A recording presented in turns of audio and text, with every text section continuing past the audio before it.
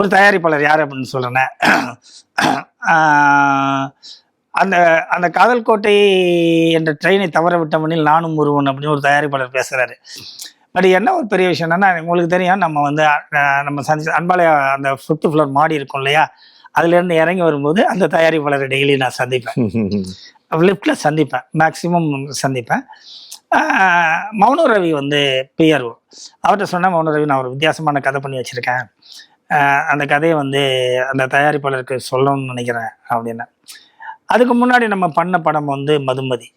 மதுமதியை பொறுத்தளவு 104 நாள் 140 நாள் படம் ஓடி இருந்தாலும் மதுமதியை பொறுத்தளவு மற்றவர்களுடைய, அதாவது ஒரு ஒரு வாரப்பத்திரிகை கூட அதை வந்து அப்படி தான் எழுதியிருந்தாங்க, மது இருக்கிறது மதி இல்லை அப்படின்னு.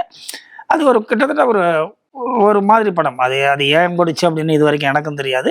ஆனால் பெரிய வெற்றி படம் அது அது. ஸோ அவர் என்ன சொன்னார் அந்த தயாரிப்பாளர், அந்த மாதிரி படம் பண்ணவனுக்குலாம் என் கம்பெனியில் படம் கொடுக்கணுமா அப்படின்னு கேட்டார். மௌன ரவி சொன்னார், சார் இந்த மாதிரி சொல்லிட்டாரு சார், அவர்கிட்ட கேட்காதீங்கன்னாரு. பட் கோகுல சீதை நீங்கள் இருந்தீங்க, கோகுல சீதையினுடைய 100வது நாள் விழாவில் அந்த தயாரிப்பாளர் சொன்னார், அந்த ட்ரெயினை தவற விட்டவன்ல நானும் ஒருத்தன் அப்படின்னு. ஆர்பி சௌத்ரி சார் அது.